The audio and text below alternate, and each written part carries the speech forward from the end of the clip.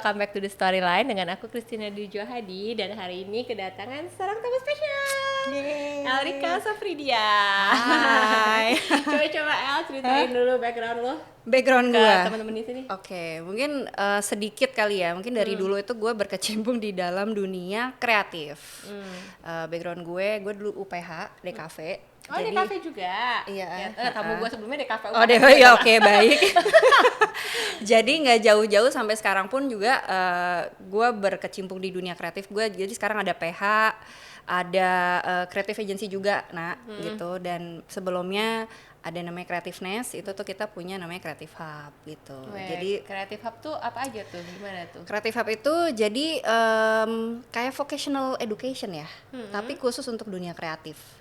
Gitu. Jadi lu belajar fotografi, belajar digital illustration, pokoknya semua yang ya lagi dibutuhkan dalam dunia kreatif saat ini gitu. Jadi itu sekolah. Apa kayak les gitu? Sebenarnya kayak vocational tuh kayak nggak formal ya. Jadi ada workshop, kadang kita bikin workshop, waktu itu juga bikin event-event, terus juga ada ya kayak les juga ada sih. Gitu. Buat anak-anak atau bisa. Oh gitu. Boleh nih anakku 3. Silakan ya. Coba ya kita suruh biar kreatif gitu kan. Bisa gitu. Itu mencakup itu semua. Mencakup jadi. itu. Nah, tapi sekarang ini kita tuh lagi fokus memang lebih ke digital agency-nya, creative agency, digital creative agency. Berarti ini sama biasa PH. untuk personal apa untuk company-company? Untuk yang company-company. brand? Oh, lebih ke corporate ya berarti ke company Corporate ya, betul. Tapi El sendiri juga kalau aku awalnya kenal dari podcast kamu justru ya, yang She Talks Hai. About It. Nah, itu tahun berapa ya? Tahun lalu nggak sih? Enggak, udah lama El. Oke, Udah lama 2 tahun itu lalu. pas kayak 2022 apa ya? COVID, udah lama COVID ya? ya? Udah Enggak COVID. lah, masa Iya, sih? Iya udah lama baik. banget dari abis yang Kok gue ngerasanya video- nggak segitu lamanya? video viral-viral gue itu. Nah, bener. iya kan itu udah 2022. Betul. Nah, itu sendiri berarti itu hobi ya atau kayak emang Itu apa tuh ya, sebenarnya passionate project gitu kayak or something? She Talks About itu lahir waktu itu gue sama Mandy. Itu gara-gara kita sering curhat ya. Jadi lo sama Mandy temen dari mana nih? Mutual friends kita Mutual tuh namanya friends Mandy. ya. Jadi itu tuh dulu gimana ya ceritanya ya. Pokoknya kenalnya tuh sebenarnya dari suami gue. Dari Patrick punya temen. Nah, temennya itu temennya Mandy. Jadi terus habis itu kita kenalan dan ya udah karena kita sesama di BSD ya. Ibu-ibu BSD ini. Akhirnya ya udah sering ngobrol-ngobrol lalu ya udah habis Bikin itu pas itu. pandemi itu kita bikin itu. Kenapa Oh, enggak jadi startnya memang di 2020, 2021. 2019 awalnya. Si podcast She Talks About ini. Udah Iya, lama ya? awalnya audio doang. Nah, Oh, jadi iya, nggak- aku suka nggak dengar ada. itu di ya, Terus Spotify. lalu banyak yang bilang, bikin dong YouTube-nya gitu kan. Ya baiklah. Setelah itu baru gitu karena prep-nya kan panjang ya kalau syuting gitu. Itu sih. Oke. Dan sekarang masih berjalan juga ya berarti ya podcast ini ya. Masih upcoming. Tuh. Upcoming season ya. Coming season tuh mereka mau bikin lagi ya. She Talks About. Karena Iya. aku pertama kali ketemu ya itu di podcast itu ya sama Iya, El, iya, tapi iya, kebalik bener. posisinya. Iya. Jadi sekarang kebalik ya. Ya kebalik posisinya sekarang. Oke, nah kalau di dunia kreatif sendiri itu ada istilah seorang dreamer sama seorang doer. Nah, menurut kamu tuh bedanya apa dan gimana gitu kayak di Oke. Kalau orang kreatif sih pasti dreamer banget ya. ya Saya harus bisa suka ya kayak gue gitu penuh kan suka ide-ide ini ya. suka bermimpi, suka ngebayangin ini itu gitu. Cuman maybe difference-nya adalah kalau doers itu lebih lu berani untuk mengambil action dari apa yang lo punya visi gitu kan. Jadi visinya apa, you are willing to take action dan take risk gitu. Jadi ya menurut gue sih kayaknya kalau misalnya lu cuman ngedream doang, mimpi kan gratis Iya, ya nak iya, ya. iya. But what makes it valuable is the action gitu. Kayak ya lo harus do something about your dream, kalau enggak ya nggak jadi apa-apa, cuman jadi hayalan doang gitu. I think that's the difference sih. Nah, kalau di Creativeness sendiri tuh berarti kayak kamu ada partner atau Creativeness nggak apa, partner suami saya. Oh, jadi berdua aja gitu ya. Iya. Nah, porsinya gimana tuh kalau di situ? Nah kebetulan gitu. Kemarin itu kan memang kita sebenarnya jadi kalau suami itu sebenarnya ada another company yang waktu itu memang dihandle sama dia. Jadi ya fully Creativeness itu under gue gitu. oke. Jadi waktu itu kita sempat memilahnya begitu. Cuman ada memang bagian-bagian, nah ini memang couplepreneur agak tantangan ya. Ada bagian-bagian yang memang kita tetap harus discuss, especially kayak creating ideas, concepting kayak gitu-gitu kita tetap harus discuss karena gue ngerasa it will be better itu kalau misalnya kita tukar pikiran gitu. Terus juga kan kebetulan juga suami memang dia mengenal dan mengerti banyak sekali ya berdasarkan pengalaman ya gitu tentang dunia kreatif gitu yang apa kita lakukan. Jadi I think ya harus begitu sih untuk kita bisa create something yang benar-benar sesuai dengan brief klien. Jadi emang kalian berdua nih kenalnya dari DKV ya? Dia juga gitu kan? Enggak, kita kenal di kenal di mana tuh? Dunia malam nih, enggak. Pokoknya itu mutual friends juga kok intinya gitu. Tapi kebetulan dunianya sama. Gitu. Makanya kan jadi align dan jadi buka bisnis bareng gitu ya. Bisa jadi ya. Tidak direncanakan.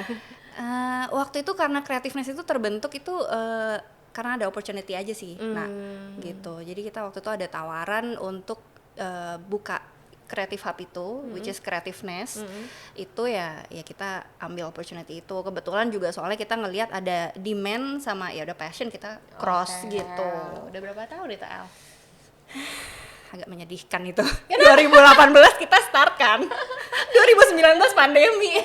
Oh iya, jadi pas habis itu dong ya. Jadi langsung switch ke online atau gimana? Jadi tadinya kita tuh punya ada satu space, satu apa istilahnya ya, facility ya untuk ya orang-orang ini kayak bisa datang untuk belajar. Kalau misalnya ada event juga bisa inilah gitu, kumpul networking gitu di The Breeze tadinya. Lalu pandemi datang ya kan. Terus gimana tuh? Pandemi datang terus ya susah siapa yang mau datang ya kan. Akhirnya kita berusaha untuk switching ke online, tapi ya waktu itu online jadi booming sekali dan banyak yang ya ini mungkin tantangan ya, tantangannya itu kayak lo banyak saingan sama yang ngasih gratisan. Gitu. Sedangkan mungkin apa yang kita tawarkan itu value-nya bisa lebih gede gitu. Cuman namanya audience, market gitu. Kadang mereka nggak mikir sampai kayak gitu, cuman pokoknya oh yaudah nih gratis ngapain gue bayar kayak gitu kan. Ya pokoknya kita agak susah untuk compete di situ. Ya bisnis is bisnis ya. Jadi tetap harus realistis. Jadi sekarang kita sedang hiatus memang untuk yang education, tapi jadi sekarang mostly untuk di PH dan digital creative agency gitu. I see. Oke. Nah, selama menjadi creative planner, apa momen paling down to earth yang bikin kamu sadar, oh ternyata ini toh intinya jadi seorang creative planner ini gitu? Down to earth apa nelongso ya? Kasian sih. Humbling experience gitu. Jadi mungkin kalau gue sih apa ya lebih ke mungkin gue tuh akan lebih terasa wah ternyata bisa ya berguna atau impact yang gue punya, value yang gue punya, ilmu yang gue punya itu berguna, itu mungkin kalau pas klien feedbacknya bagus gitu. Kita happy nih sama hasil kerja kalian sesuai dengan mungkin ya gue nggak tahu KPI-nya dia atau message dan segala macam, itu satu ya. Yang kedua sih mungkin ya kreatif industri itu nggak semuanya all the glams and seneng-seneng, pokoknya kreatif dan jadi gitu kan. Mungkin apa ya, grit, if you say grit di belakangnya itu untuk lo benar-benar bisa hasilin sesuatu yang deliverable-nya tuh sesuai gitu, message-nya, terus value-nya juga dapet, yang kayak gitu-gitu sih. Jadi paling itu sih. Ngerasain gak sih kayak yang mesti revisi berapa puluh kali gitu itu ya? lebih langsung lemes ya. Ketemu klien yang kayak aduh lu bingung banget nih orang nih maunya apa gitu kan. Cuma kayak salah mulu betul. Tapi terus, itu sebenarnya tantangan dari dulu sampai sekarang. Jadi di dunia kreatif itu pasti kan tantangannya kan, seperti itu. Sometimes apa ya, subjektif juga gitu kan, kayak dunia taste-nya beda. Kayak, susah menilai mana yang benar, mana yang betul, gitu sih kan, kayak betul, benar banget. Gray area banget gitu. Kita tuh kayak harus gimana ya? Jangan dipikir dunia kreatif industri bisnis kreatif industri itu tuh benar-benar enak, santai, whatever gitu ya. Tidak ya. Justru sebenarnya justru kita tuh harus benar-benar sesuai dengan timeline seharusnya, supaya semuanya itu bisa sesuai porsi lah, intinya kerjanya juga nggak apa ya gimana ya numpuk banget. Jadi kan kita harus ngatur untuk tim kita supaya tidak burn out ya. Cuman ya itu tantangannya mungkin klien itu kan ya satu background mereka berbeda-beda. taste tuh berbeda-beda gitu. Terus ada juga yang memang mungkin tidak tahu maunya apa. Gitu. Benar. Iya kan? Nah kita kayak harus jadi cenayang ya. Oh, curhat dia. Ya curhat ya aku ya curhat. Tapi enggak sih, sebenarnya tantangannya juga kita tuh harus mengedukasi mereka. Karena kadang dibalik apa yang dia mau tuh mungkin ada sesuatu yang nggak possible, misalnya Ya. teknis banget gitu. Ini kata nggak bisa, ini kalau misalnya kita bikin gini. Jadi itu tuh emang harus, ya capeknya mungkin di situ ya. Dan mesti sabar ya kayaknya. Sabar ya. Itu bagian kamu juga kah sebagai kayak PR dan maksudnya yang benar-benar ngomong ke klien saya itu biasa ketemu sama kamu atau kamu yang lebih back end-nya gitu? Sebenarnya saya bantuan backup ya. Jadi kalau misalnya emang dari tim emang udah nggak bisa handle, baru turun tangan. jadi gini loh. Gitu. Tapi tetap hands on sih. Tetap masih ya? Masih. Oke. Apa sih kayak, mungkin aku nggak boleh bilang pengorbanan ya, cuman kayak challenge terbesar yang pernah kamu alami selama kamu menjalankan bisnis kreatif ini? Aduh, aku challenge-nya gitu. Challenge terbesar ya, waktu sih. Apalagi udah jadi ibu ya. Iya. Kamu kan anaknya 2 ya? Aku anak 2, terus umur juga berapa sekarang usianya 12 sama 10 tahun. Oh, lumayan lah tapi. Udah lumayan ngerti ya sekarang kalau diajak ngobrol. Cuman waktu-waktu itu awal-awal kita start the business segala macam ya pasti waktu dan energi ya. Kayak ya gimana ya, itu kan kalau kreatif kita harus ngejar deadline lah, belum lagi kalau kita misalnya harus ada syuting awal apa segala macam. Jadi jam kerjanya juga bukan yang kerjanya office gitu kan. Jadi ya ada masa-masa yang kayaknya aku tuh ngerasa guilty, ngerti nggak? Iya nih. Jadi nggak bisa benar-benar fully 100% hadir buat mereka. Kayak gitu sih, paling itu sih waktu dan energi. Begitu mereka misalnya nih, kan ada masa-masa anak-anak, Mama mau ini dong, mau main bareng gitu. Oh, play date, iya. Aku udah capek banget. Boleh nggak sih di rumah aja? Lumayan sih, itu emang lumayan tuh ya. Kayak mesti nganterin play date. Mama dan sudah nggak ada energi. Benar. Jadi paling juga itu sih yang terbesar sih untuk seorang ibu kali. Jadi challenge-nya bukan di dunia kerjaan ya ternyata. Ternyata lebih parah yang di rumah dan time management sih ya kan? Iya betul. Di dunia kerja pun juga sama, waktu itu benar-benar krusial banget. Karena begitu kita meleset sedikit kan udah pasti harus kayak ngebutnya udah kayak lebih gila lagi gitu kan. Jadi itu sih. Tapi udah lewat lah ya. Sudah harusnya ya. Tapi masih ada aja kok. Sudah better kan sekarang, harusnya udah bisa lebih ke manage gitu ya. Benar.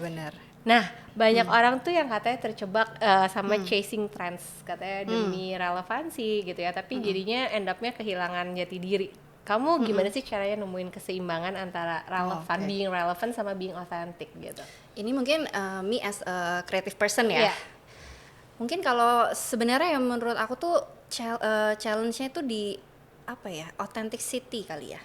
Karena kita tuh sebenarnya tetap harus punya referensi yang banyak sekali gitu. Harus tahu tren, harus tahu ini yang lagi oke nih, lagi naik nih apa gitu kan. Kita harus tetap punya referensi itu gitu. Cuman balik lagi, nggak mungkin semua referensi yang ada itu kita makan mentah-mentah gitu loh. Jadi kayak balik lagi tetap harus harus diseimbangkan kali ya dengan value yang kita punya apa gitu. Karena kayak tren atau apa yang sekarang lagi hype itu tuh mungkin sementara. Cuman kalau apa yang kita punya, warnanya kita itu tuh will be a very long term branding kalau gue bilang. Jadi tetap harus fokusnya sama tetap personal sama being authentic-nya masing-masing itu tadi dulu gitu kan. Harus difilter sih sebenarnya sih. Iya. Gitu. Karena kalau terlalu mengikuti tren tapi nggak nyambung jadi ini ya betul. Brandingnya oke. Ada titik nggak di mana proses bertumbuh sebagai kamu nih sebagai individu atau sebagai moms tadi atau sebagai wife lebih berat daripada seorang pebisnis? Memang lebih berat kalau kita mau membangun diri sendiri kayaknya. Kalau bisnis kayaknya lebih ada gimana ya? Ada patokannya nggak sih? Terukur ada ukurannya betul, gitu ya? Ada angka, ada KPI-nya, achievementnya betul, achievementnya tuh ada hasil nyatanya gitu lah intinya.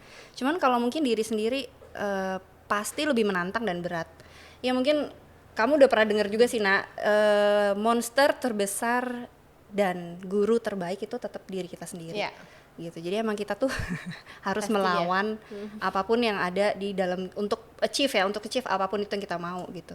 Kadang kita suka kayak overthinking kayak aduh kayaknya I'm not enough deh, kayak gue nggak bisa deh gitu, kayaknya aduh too far deh, kayaknya nggak bisa gitu, atau mungkin disiplin misalnya, as simple as mungkin bikin konten gitu kan tadi ya kita as sempat simple bahas as bikin ya. konten Being consistent consistent is not easy man gitu loh, jadi kayak harus benar-benar set the time priority itu every day, atau mungkin ya I don't know mungkin berapa kali seminggu gitu. Itu tuh nggak gampang, jadi emang diri kita sendiri itu tuh lawannya, musuh terbesarnya itu sih. Dan itu jadi, juga masih lo rasain nih? Masih banget. Ibu Nana gimana Ibu Nana? Lumayan sih bener-bener. Aduh kadang-kadang masih banget kayak, sih gitu kan ya. Kadang soalnya kita mesti juggling kan. Kayak ya udah kita harus fokus prioritasnya ke kerjaan gitu. Tapi ya di satu sisi ada satu hal yang memang kita pengen lakukan, cuman ya disiplin itu tadi ya. Gimana tuh jadi cara lu sendiri nih buat kayak melatih, maksudnya kayak maksain diri dan melawan monster terbesarnya itu? Gimana ya caranya ya? Gitu, kayak. Biasanya memang kalau misalnya kita kayak aku kan juga sebenarnya lagi berusaha untuk ngonten ya, berusaha untuk ngonten itu dengan teratur gitu, kayak misalnya juga mungkin podcast dan segala macam harus ngulik kayak gitu kan. Tapi tetap harus set time sih kayaknya.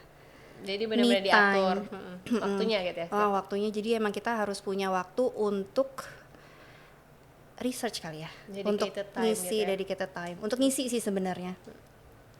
Dan memang sebenarnya kita harus jadwalkan ya. Nih benar-benar itu. Jadi harus jadwalin gitu. Dan benar-benar di slot itu ya mungkin dikerjain gitu kan. Jadi fokus. Jadi harus di agenda sih emang pasti akan. Betul. Even di kerjaan pun juga mungkin jadwalnya mungkin ada satu slot yang memang ini nggak bisa diapa-apain. Misalnya kerjaan pun nggak bisa masuk karena kita udah set the time priority kita untuk melakukan hal ini.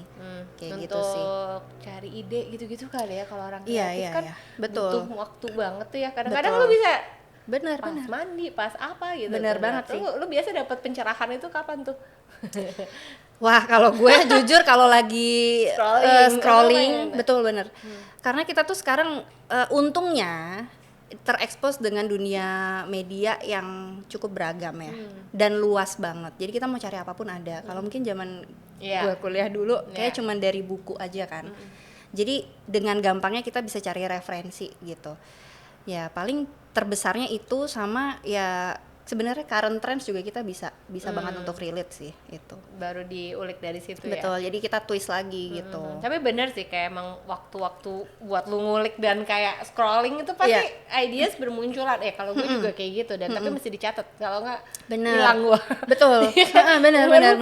Kadang kalau udah ada keluar gitu udah harus beneran kerjain. Lo harus punya satu buku atau satu apa buat like your brain books yang nulis semuanya gitu kan. Benar, setuju. Oke. Nah, kalau di dunia kreatif lu sendiri gitu ya, gimana caranya lu mendefinisikan growth selain pakai angka? Mungkin bukan dari cuman kadang-kadang kan kalau di dunia kreatif atau misalnya sekarang kita ngomongin sosial media, semuanya tuh diukurnya dari followersnya berapa, terus kayak reach-nya berapa, gitu-gitu kan. Kayak kalau lu sendiri tuh mendefinisikan growth lu tuh pakai angle apa sih menurut lu yang bener? Mungkin karena gue tuh sukanya personal growth ya. Jadi maksudnya kita tuh sebagai bukan perempuan doang, sebagai manusia nggak cuman stuck di satu stage gitu. Harus tetap ngisi apapun itu. Jadi kayak eskalasi skill, knowledge dan everything gitu kan. Jadi so far yang gue lakukan adalah gue berusaha untuk membagikan gitu. Membagikannya dengan cara apa ya, mungkin ya salah satunya dengan podcast kayak gitu-gitu kan. Jadi channel-channel yang gue bisa akses, mungkin social media diri sendiri gitu. Itu tuh sebenarnya nggak yang cuman likes-nya harus banyak nih, atau followers gue harus nambah nih gitu. Cuman kadang engagement yang gue cari gitu, nggak cuman numbers gitu. Jadi orang yang kadang bisa nge-DM, message or anything, itu tuh yang lebih precious sih buat gue gitu. Karena berarti gue bisa menyampaikan atau gue bisa ngasih value nih ke mereka nih gitu. Sesuai dengan nyata gitu ya, karena mereka betul. Komen atau misalkan yang gitu. Growth-nya lebih kayak gitu sih. Jadi itu salah satu salah satu tolak ukur gue dan juga reward kali ya kalau gue bilang gitu, untuk bisa yaudah I have to keep going nih gitu. Penyemangat juga ya, penyemangat buat lo konsisten mungkin. Benar. Betul. Semangat nak. Kita harus semangat ya. Kalau momen dimana lo berasa gagal gitu ya, atau kayak wah ini nih momen kegagalan gue paling gue inget gitu, dan momen ini yang bikin gue bertumbuh, ada nggak sih?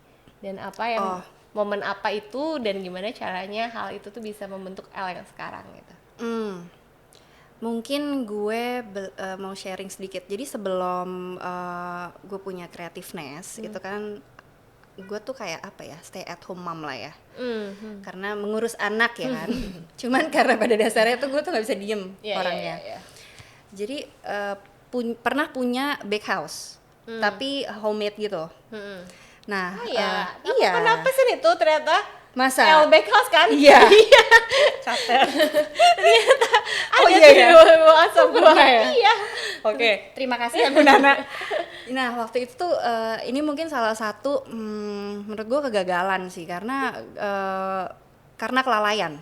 Kenapa tuh? Nah, jadi pernah nih ada satu orderan gitu kan. Dia ini ordernya buat kue wedding. Okay. Cuman nggak yang gede banget gitu loh. Jadi kayak simple, cuman kayaknya kalau nggak salah 2 atau 3 tier, gue ingetnya. Ini lu baking sendiri? Baking sendiri. Oke. Terus? Nah, gue itu udah, jadi setelah jadi and then di boxing apa segala macam, gue kirim dong.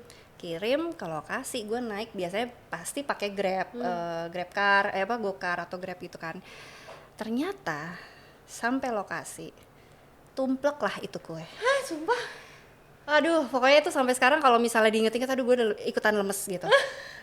Tapi itu jadi salah satu pelajaran yang sangat berharga buat gue, especially doing business, running business, especially in the creative industry gitu. Ya maksudnya nggak bisa gitu satu orang, ya akhirnya tuh gue pusing ya kan. Gimana lu bikin ulang? Nggak mungkin, karena acaranya juga udah ya bakalan Ya, udah going memulai, soon gitu kan. Terus ya yang akhirnya gue lakukan adalah gue mengganti rugi gitu. Jadi gue tekornya berkali-kali lipat lah begitu. Tapi ya itu jadi satu momen yang membuat gue sadar bahwa ya boleh sih kita tuh ya, especially in the creative industry gitu, kayak kita tuh punya ide, kita create something, kita bikin, nggak cuma sampai hasil akhir udah selesai gitu, tapi follow through-nya tuh gimana gitu, kayak benar-benar harus nyampe gitu. Maksudnya apa yang kita deliver itu tuh benar-benar harus sesuai dan benar-benar nyampe ke yang dituju gitu.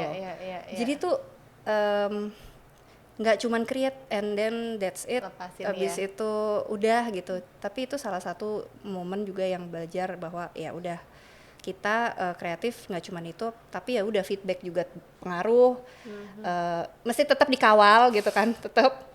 Terus ya itu sih deliverance-nya sih kayak gitu. Jadi akhirnya gimana tuh terus? Ya akhirnya saya shock ya waktu itu, kayak udah ngedeprok di bawah gue. Masalahnya yang ngabarin pengantinnya gitu. Jadi kayaknya yang pesan itu IO-nya gitu. Gue juga salah sih gitu, kayak terlalu percaya dengan bapak supir ini ya. Ya kan dia nggak mau disalahin lah pastinya. Sedangkan kita nggak tahu cara dia nyetir ya gitu. Soalnya gue tuh yakin banget, gue tuh sebenarnya udah make it very very secure gitu posisinya gitu. Jadi kecuali ada mungkin dia yang ada bumpy rides atau apa gitu. Jadi ya oke lah.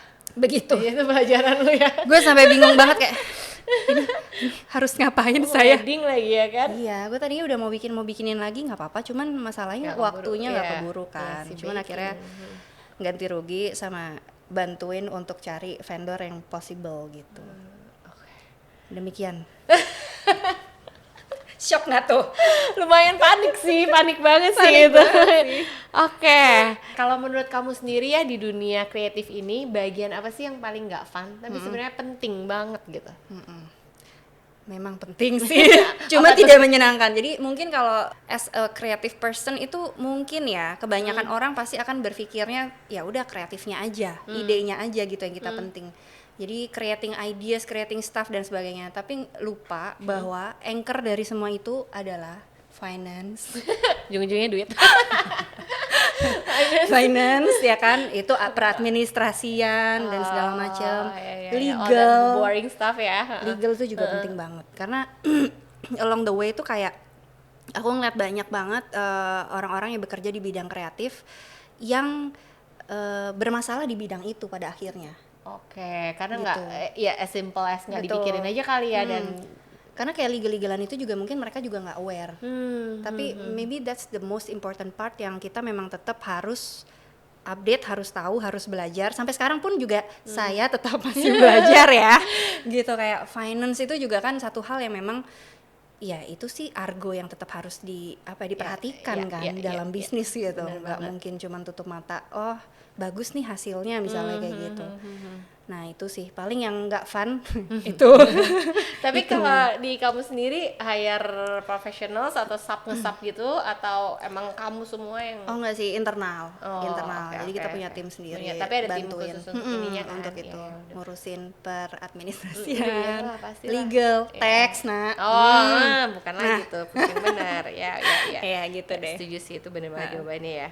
Oke, kalau kita berandai-andai nih, El, kalau ide itu benih, realitanya tanah yang keras, apa pupuk terbaik supaya idenya itu bisa tumbuh menjadi sesuatu yang bernilai, bukan cuman wandering around dan cuman jadi angan-angan doang. Baik, dalam ya. Gimana tuh? Oke. Mungkin kalau misalnya ide itu benih, tanah itu tadi apa? Realita ya. Yeah. Sebenarnya ya menurut gue untuk memungkinkan benih itu ditanam harus punya tanah yang baik dulu. Tanahnya digemurin dulu. Jadi mungkin kalau disimbolisasi gitu kan, tanah itu as gitu loh. Iya, kitanya gitu. Kita tahu nih realitanya gimana, kita tahu kondisinya gimana. Mungkin nggak ide ini kira-kira bisa diimplement gitu kan. Paling ya kita harus buka diri dulu nih, jadi tanahnya harus digemburin dulu, buka diri, mindsetnya harus benerin dulu gitu, open minded lah intinya ya, untuk bisa kita terima masukan, kritikan or anything gitu. Balik lagi ide itu cuman ide, tapi kalau misalnya ide itu nggak diuji, nggak akan jadi apa-apa juga gitu loh. Jadi menurut gue penting banget kalau kita punya mindset yang benar-benar mau terima masukan, itu pertama. Kedua, kalau kita mungkin tahu bercocok tanam ya, itu bercocok tanam, selain digemburin, tanah itu kan juga harus mungkin untuk memungkinkan tanah itu menumbuhkan sebuah benih harus dikasih vitamin lah, dikasih pupuk or whatever gitu untuk bisa dia sehat gitu kan. Ya mungkin vitaminnya itu adalah ya skill ya, kita nambah skill knowledge or anything, mau itu hard skill, mau itu soft skill. I think ya it's important buat kita leverage itu gitu. Gitu sih paling itu. Lalu untuk pupuknya sendiri, nah ini paling susah kayaknya. Disiplin. Tetap ya ujung-ujungnya disiplin. Karena itu kayak melawan diri sendiri sih gitu. Disiplin itu kan ya kayak istilahnya kayak kita di water gitu, diairin terus gitu, disiram sampai benar-benar gembur gitu. Ya jadi disiplin itu emang salah satu tantangan sih untuk menumbuhkan dan untuk berkembang gitu. Support system juga penting. Apa tuh kalau kamu El, support systemnya? Keluarga sih. Sama kalau untuk bisnis mungkin banyak yang bilang kalau bisnis itu kayaknya perjalanan sendiri. Ya mungkin butuh teman-teman yang juga bisa nguatin sih. Teman-teman sesama businessman atau entrepreneur atau apapun itu. Buat saling nguatin sharing dan sharing, betul. Kamu sendiri punya mentor nggak sih kayak di hidup ini? Wow. Kayak sosok di hidup yang ini kamu anggap mentor atau role model gitu, kayak ada nggak sih? Sebenarnya ada, cuman mungkin dari mama saya sendiri. Oh, mama ya. My mom sih. Mama kamu ibu rumah tangga nggak apa? Enggak, kerja? Working mom dia. Oh, oke. Working mom, maksudnya belajar banyak dari dia itu untuk kita terus berkarya, untuk bisa tetap berkarya gitu sih. Mentor apapun itu, maksudnya ya punya masalah apapun paling nyaman mungkin ngomong sama mama ya, gitu, untuk bisa sharing dan dia bisa kasih masukan dan bisa bertukar pikiran gitu. Ya I think dari segi apapun itu, including spiritual gitu kan, I think my mom is my best friend gitu. Mama kamu sendiri ini kerjanya di bidang apa? Mama itu di bidang sekarang lagi sama bokap kan, otomotif. Oh, kayak bisnis juga ya berarti. Bisnis juga. Oke. Oke. Nah, kalau kesalahpahaman paling umum yang orang tuh suka nangkep dari dunia kreatif apa sih, El? Kesalahpahamannya apa ya? Mungkin itu tadi kali ya, Nak, only the yang fun part itu. iya kayaknya. Padahal di belakangnya Di tetap belakangnya, ada betul. angka-angka yang harus dihitung gitu Betul, kan. Tetap betul. ada pajak, tetap ada Benar legal dan all banget. that stuff ya. Mungkin- Bukan cuman fun-funnya Betul, doang betul, dan betul. kayak being creative gitu kan. Mungkin yang paling deket yang bisa kita lihat itu mungkin yang paling glamorous adalah mungkin industri fashion. Kalau ya kreatif kan luas ya. Iya, ya. Mungkin salah satunya fashion tuh bisa dilihat banget, wah gila ada fashion week ikut, pokoknya semuanya all di depannya itu all the glam part. Ya. Cuman di belakangnya kita kan nggak tahu apakah itu berdarah-darah, Iya. ya kan? Pasti. Cash flow-nya seperti apa dan segala macam ya.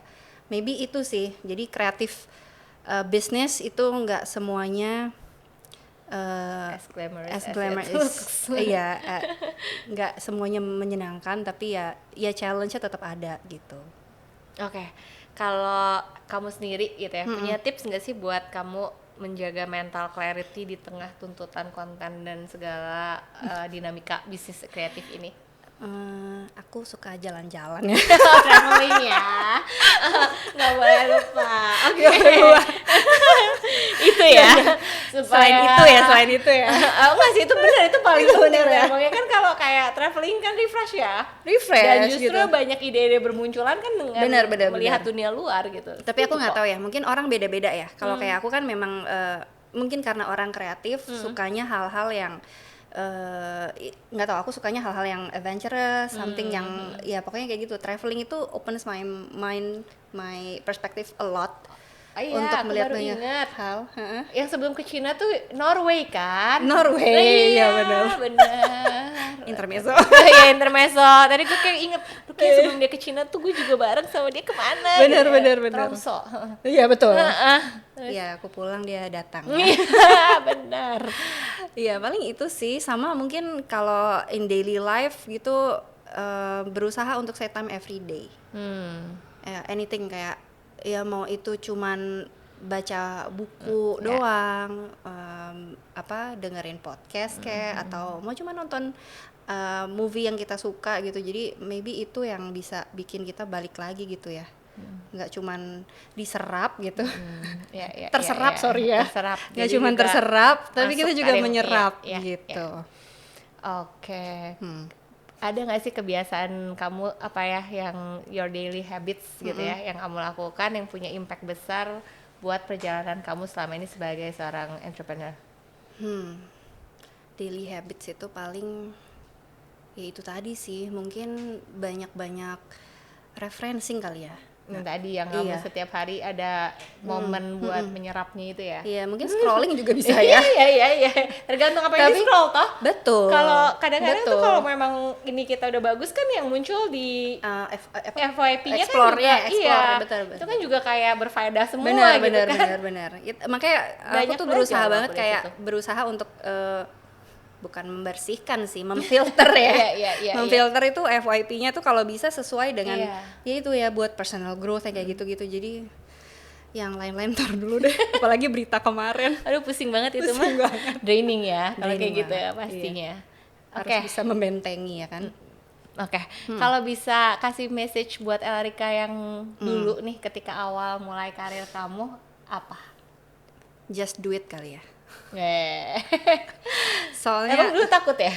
enggak, aku mungkin gue tipe-tipe yang gimana ya, dulu tuh ngerasa kayak semua harus matang, Nak. Oh, overthinking juga ya? Rada ya. Tapi ternyata tidak bawa kemana-mana ya gitu. Perfectionist Jadi, iya, gitu, agak kayak perfectionist. maunya. Oh, Benar. Oke. Jadi semua harus benar-benar matang, Rapih gitu terus ya. kitanya juga udah harus kayak misalnya kita harus layak misalnya kayak gitu kan. Kita udah harus siap banget. Terus semuanya udah ada dan baru bisa jalan. Tapi ya kalau dipikir-pikir mau nunggu momen tuh mau sampai kapan gitu. Sedangkan waktu kan berjalan terus kan. Tiba-tiba udah 30-an. Aduh, Tiba-tiba jangan ngomongin udah umur. 40-an ya kan. Iya. Jadi I think whatever there is yang kita punya, our passion,